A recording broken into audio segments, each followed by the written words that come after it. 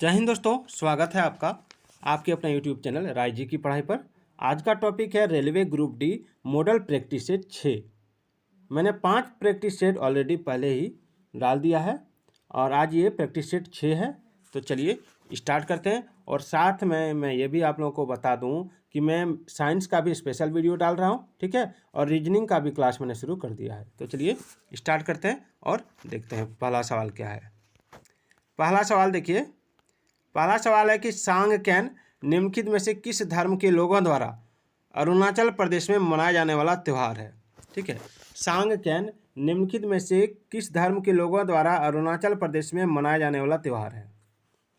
तो देखिए, सांगक्यान जो है बौद्ध धर्म के लोगों द्वारा, ठीक है, बौद्ध धर्म के लोगों द्वारा अरुणाचल प्रदेश में मनाया जाने वाला त्यौहार है। और इस त्यौहार के दौरान भगवान बुद्ध की मूर्ति को स्नान कराने की रस्म होती है और अंतिम दिन मूर्ति को मंदिर में वापस स्थापित किया जाता है। और यह त्यौहार हर वर्ष 14 फरवरी से 3 दिनों तक मनाया जाता है। ठीक है, और इस त्यौहार को पानी का त्यौहार भी माना जाता है। चलिए आगे बढ़ते हैं। आगे निम्नलिखित में से कौन सा विकल्प केंद्र सरकार का विधायी अंग है। निम्नलिखित में से कौन सा विकल्प केंद्र सरकार का विधायी अंग है। विधानसभा, संसद, न्यायपालिका या कार्यकारिणी। तो देखिए, इसका राइट आंसर जो हो जाएगा वो हो जाएगा संसद। क्या हो जाएगा? संसद। ठीक है, अगला है, एक मोटी जेल की तरह घोल बनाने को की इसकी क्षमता के कारण डैश का उपयोग जेली, जैम और मुरब्बे को बनाने के लिए वाणिज्यिक रूप से किया जाता है। तो देखिए, एक मोटी जेल की तरह घोल बनाने की इसकी क्षमता के कारण डैश का उपयोग जेली, जैम और मुरब्बे को बनाने के लिए वाणिज्यिक रूप से किया जाता है। तो ये जो हो जाएगा ये हो जाएगा आपका पैक्टिन। क्या हो जाएगा? पैक्टिन। ठीक है, एक मोटी जेल की तरह घोल बनाने की क्षमता के कारण पैक्टिन का उपयोग जेली, जैम और मुरब्बे को बनाने में वाणिज्यिक रूप से किया जाता है। अगला है, डैश एक सतही परिघटना है। कौन सतही परिघटना है? देखिए, कौन सतही परिघटना है इसमें? तो सतही परिघटना होता है आपका वाष्पीकरण। ठीक है, जो वाष्प के रूप में परिवर्तन होना ही वाष्पीकरण कहलाता है। ठीक है, याद रखिएगा। अगला है, उत्क्षेप बल और भार कार्य करते हैं। कौन सा कार्य करते हैं?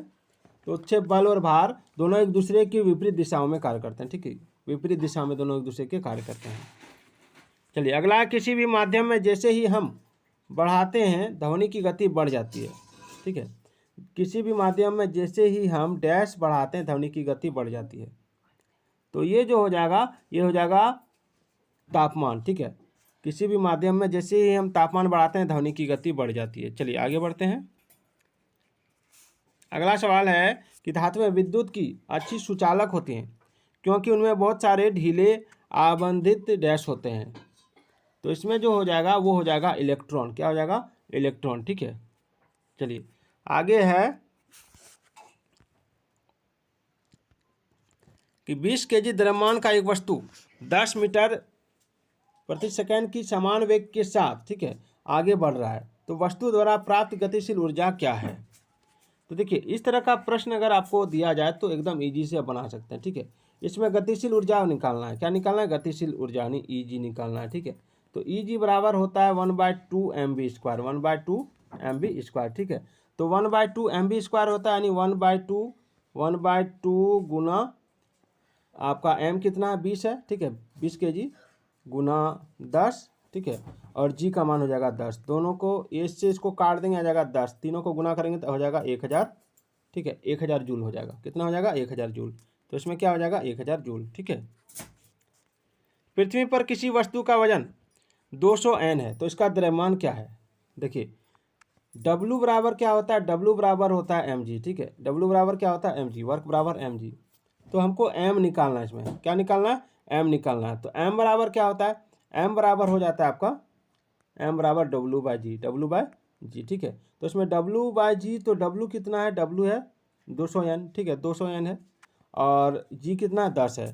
तो क्या करेंगे? 200/10 कर देंगे और काट देंगे। कितना हो जाएगा? 20 kg। कितना हो जाएगा? 20 kg। ठीक है, तो इसका आंसर क्या हो जाएगा? 20 kg। चलिए अगला है, बोलन दर्रा किस देश में स्थित है? बोलन दर्रा। देखिए, बोलन दर्रा जो है, ठीक है, ये आपका पाकिस्तान में है। कहाँ है? पाकिस्तान में, याद रखिएगा। ठीक है, और यह पाकिस्तान के बलूचिस्तान प्रांत में पड़ता है और यह क्वेटा को जेकोबाबाद से जोड़ता है। ठीक है, चलिए, निम्नलिखित में से कौन लोकसभा की पहली महिला स्पीकर थी? तो लोकसभा की पहली महिला स्पीकर थी आपका मीरा कुमार, ठीक है, याद रखिएगा। और सुमित्रा महाजन लोकसभा की दूसरी महिला स्पीकर है, याद रखिएगा। चलिए नेक्स्ट क्वेश्चन देखते हैं। नेक्स्ट है 12 नंबर सवाल है कि बुझे हुए चूने का रासायनिक नाम क्या है?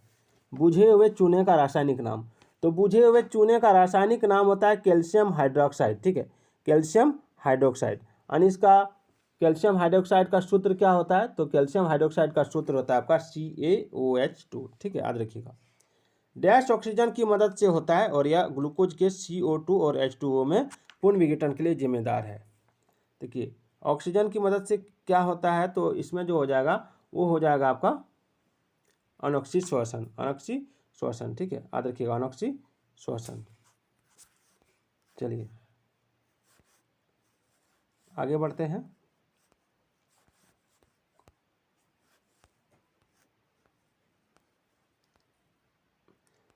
किस कोशिका अंग को छोटे गोलाकार कोशिकांग के रूप में परिभाषित किया गया है, जो हाइड्रोजन पेरोक्साइड का उत्पादन करने के लिए ऑक्सीकरण अभिक्रिया से गुजरता है? तो देखिए, इसका जो राइट आंसर हो जाएगा वो क्या होगा? वो हो जाएगा आपका पेरोक्सीसोम्स, ठीक है। पेरोक्सीसोम्स यूकेरियोटिक कोशिका के साइटोप्लाज्म में पाए जाते हैं और ये हाइड्रोजन पेरोक्साइड जैसे रिएक्टिव पदार्थ को जल तथा ऑक्सीजन में तोड़ने का भी काम करता है, याद रखिएगा, ठीक है। चलिए आगे देखते हैं।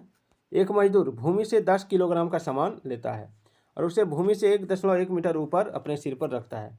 उसके द्वारा सामान पर किए गए काम की गणना करें।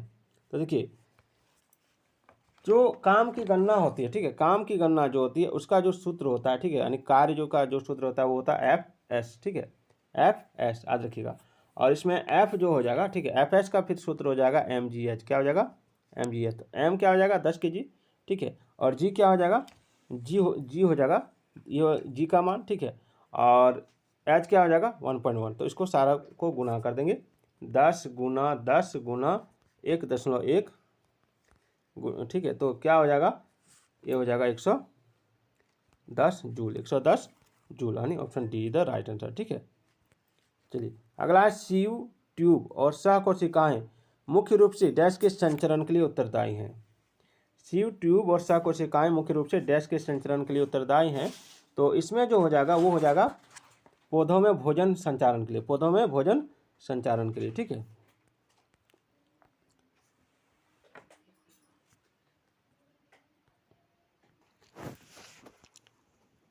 अगला क्वेश्चन है, रुकुरा मध्यम सिंचाई बांध परियोजना किस राज्य में स्थित है?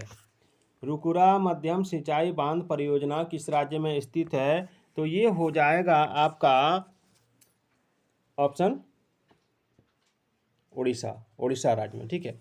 रुकुरा मध्यम सिंचाई बांध परियोजना उड़ीसा राज्य में स्थित है और यह उड़ीसा राज्य के सुंदरगढ़ जिले के बोनाई सब डिवीजन के सूखा प्रभावित जनजातीय क्षेत्र में ब्राह्मणी बेसिन के एकीकृत विकास के लिए चिंतन किया गया है और रुकुरा ब्राह्मणी की सहायक नदी है, याद रखिएगा, ठीक है। चलिए एक से एक जीके का वीडियो मैं आपके लिए लाऊंगा, आप लोग एंड तक बने रहिए। चलिए, मंत्रिपरिषद सामूहिक रूप से किसके प्रति उत्तरदायी होता है? मंत्रिपरिषद जो होता है सामूहिक रूप से लोकसभा के प्रति उत्तरदायी होता है, ठीक है। 10 वोल्ट के विभवांतर वाले दो बिंदुओं पर 5C चार्ज को स्थानांतरित करने में कितना कार्य करना पड़ता है? मैंने पहले भी इस तरह के प्रश्न को कराया है, ठीक है। तो इसमें क्या करना पड़ता है, सो देखिए, इसका जो होता है आपका मैं बता दूं आपको। सबसे पहले जो बिंदु है, ठीक है, बिंदु कितना है, बिंदु ए और बी के बीच विभवांतर कितना है, ठीक है, एक बिंदु ए है एक बिंदु बी है, इसके बीच जो विभवांतर है वो 10 वोल्ट है। कितना है? 10 वोल्ट, ठीक है, कितना? 10 वोल्ट, यानी VAB बराबर क्या हो जाएगा? 10 वोल्ट, ठीक है, तो कितना हो जाएगा? 10 वोल्ट। और प्रवाहित आवेश का जो मान है, ठीक है, प्रवाहित आवेश का जो मान है वो हो जाएगा 5C, क्या हो जाएगा? 5C। अब क्या करना है, अब सूत्र से जो बनता है, ठीक है, सूत्र जो बनता है वो बनता है WAB, ठीक है, WAB बराबर QVAB, ठीक है, QVAB। अब क्या करना है, 5 और 10 को गुना कर देना है, 5 और 10 को गुना कर देना है, ठीक है। ये डिटेल था, ये क्या था डिटेल, तो क्या आंसर आ जाएगा? 50 जूल। अगर आपको कुछ नहीं करना, शॉर्ट में क्या करना है, इसको और इसको गुना कर देना है, 10 वोल्ट को और 5 सी को गुना कर देना है, आपका आंसर आ जाएगा। ठीक है, चलिए आगे बढ़ते हैं। प्रथम आवर्त के दोनों एलिमेंट में, ठीक है, प्रथम आवर्त के दोनों एलिमेंट में संयोजी इलेक्ट्रॉन उपस्थित होते हैं। कौन सा इलेक्ट्रॉन उपस्थित होते हैं? प्रथम आवर्त के दोनों एलिमेंट में डैश में संयोजी इलेक्ट्रॉन उपस्थित होते हैं। देखिए इसमें जो संयोजी इलेक्ट्रॉन उपस्थित होता है वो के कोष में, के कोष में, ठीक है, यानी option C is the right answer. ठीक है, अगला है तुंगभद्रा नदी। कौन नदी? तुंगभद्रा नदी डैश की एक सहायक नदी है। तुंगभद्रा नदी किसकी सहायक नदी है? तो तुंगभद्रा नदी कृष्णा नदी की सहायक नदी है। ठीक है, कृष्णा नदी। चलिए आगे बढ़ते हैं। चलिए 22 नंबर सवाल है, प्रक्रिया डैश प्रक्रिया रासायनिक ऊर्जा को तापीय ऊर्जा में परिवर्तित करती है। रासायनिक ऊर्जा को तापीय ऊर्जा में कौन परिवर्तित करती है? तो ये हो जाएगा आपका श्वसन। ठीक है, देखिए ओम के नियम के अनुसार डैश होता है। क्या होता है? ओम के नियम के अनुसार क्या होता है? तो ओम के नियम के अनुसार जो होता है वो क्या होता है? ठीक है, ये पूछ रहा है। तो इसमें जो हो जाएगा वो हो जाएगा आपका ऑप्शन बी, आर बराबर वी बाय आई। ठीक है, चलिए सोनार का पूर्ण रूप क्या है? सोनार का पूर्ण रूप, ठीक है, सोनार का पूर्ण रूप है साउंड नेविगेशन एंड रेंजिंग। ठीक है, साउंड नेविगेशन एंड रेंजिंग, अगर अंग्रेजी में लिखा रहेगा तो साउंड नेविगेशन एंड रेंजिंग। ठीक है, चलिए option C is the right answer. चलिए डैश ने ग्रांड ट्रंक रोड का पुनर्निर्माण करवाया था, यानी जीटी रोड का पुनर्निर्माण किसने करवाया था? ठीक है, जीटी रोड का पुनर्निर्माण करवाया था लॉर्ड डलहौजी ने, लॉर्ड डलहौजी ने। और इसे बनवाया था, इसका पूरा जो निर्माण कराया था वो कराया था शेरशाह सूरी ने। ठीक है, अगला निम्नलिखित में से गलत कथन चुने। पत्तियों में कोशिका की ऊपरी और निचली परत डैश होती है।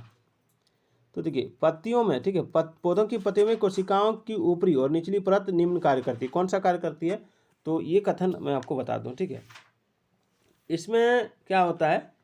सो देखिए जो कोशिका होती है, ठीक है, जो कोशिका की ऊपरी और निचली परत होती है उसमें पानी की मात्रा को नियंत्रित करती है, आंतरिक भाग की रक्षा करती है, भोजन का संश्लेषण करती है। ये तो काम जरूर होता है। ठीक है, ये काम जरूर होता है, लेकिन इसमें जो गलत कथन है वो आपको चुनने के लिए कह रहा था। अब आपको समझ में आ गया होगा कि गलत कथन क्या है, गलत कथन क्या है। चलिए option C is the right answer. ठीक है, चलिए अधिवेग को 2 गुना कर दिया जाए तो संवेग 4 गुना और गतिज ऊर्जा 2 गुना बढ़ जाएगी। संवेग 4 गुना और गतिज ऊर्जा 3 गुना बढ़ जाएगी।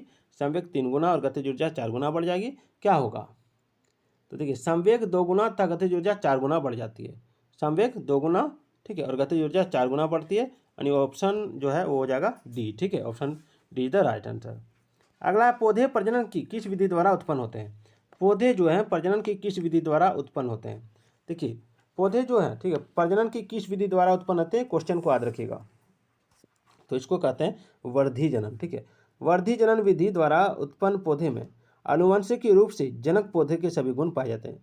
अंग्रेजी में वर्धी जनन को बोलते हैं वेजिटेटिव प्रोपेगेशन। ठीक है, प्रोपेगेशन। देखिए आपको अगर साइंस की तैयारी करनी है तो 9 और 10 की 8, 9, 10 क्लास की जो एनसीईआरटी बुक है उसको पूरा पढ़िए। चलिए निम्नलिखित में से किस शहर को भारत माता का निम्नलिखित में से किस शहर को भारत का सिलिकॉन वैली कहा जाता है? भारत माता भी बोल सकते हैं। तो बेंगलुरु को। जब बिजली पारित करने से एक पदार्थ का नए पदार्थ में अपघटन किया जाता है तो इनमें से कौन सी रासायनिक अभिक्रिया होती है? तो इलेक्ट्रोलाइटिक अपघटन। ठीक है, चलिए आगे देखते हैं। यहाँ पर देखिए 2Mg + O2 2MgO उपयुक्त अभिक्रिया डैश अभिक्रिया का एक उदाहरण। किस अभिक्रिया का यह उदाहरण है? तो ये जो उदाहरण है ये आपका संयोजन अभिक्रिया का उदाहरण है, संयोजन अभिक्रिया। ठीक है, चलिए अगला सवाल है, निम्नलिखित में से किस राज्य में भौगोलिक परिस्थितियों के कारण रेल परिवहन का विकास कम हुआ है? तो सिक्किम में। ठीक है, सिक्किम में। सिक्किम एक पहाड़ी राज्य है और यहाँ अनेक भौगोलिक परिस्थितियाँ जैसे उबड़ खाबड़ जमीन, खड़ी ढलानें, गहरी घाटियाँ, ठीक है, इसी के कारण यहाँ पर भौगोलिक जो रेल परिवहन है उसका विकास कम हुआ। ठीक है, अगला MG संगीतकार पुरस्कार प्रतिवर्ष निम्नलिखित में से किस राज्य द्वारा प्रदान किया जाता है? तो ये प्रदान किया जाता है आपका नागालैंड। ठीक है, चलिए अगला है, निम्नलिखित में से कौन सी विशेषता एविज की नहीं है? एविज की कौन सी विशेषता नहीं है? ठीक है, ये पूछा गया है। तो एविज की जो विशेषता नहीं है ये है आपका, एक मिनट, एविज की जो विशेषता नहीं है वो पूछा गया। तो एविज क्या है? एविज पक्षियों का एक क्लास होता है। ठीक है, जो कोडाटा फाइलम के अंतर्गत आता है और ये अंडे देती है या बच्चों को जन्म नहीं देती, याद रखिएगा। तो इसमें जो हो जाएगा ये हो जाएगा option be the right answer, ठीक है। चलिए, बलबन द्वारा दिल्ली सल्तनत के निम्नलिखित में से किस विभाग का पुनर्गठन किया था? तो बलबन द्वारा दिल्ली सल्तनत का दीवाने अर्ज हो जाएगा, दीवाने अर्ज का, ठीक है। इस विभाग के प्रधान को आरिज ए ममालिक कहा जाता था और यह प्रमुख सेनाध्यक्ष नहीं होता था क्योंकि सारे सैन्य बलों का कमान खुद सुल्तान के हाथ में थी, याद रखिएगा, ठीक है।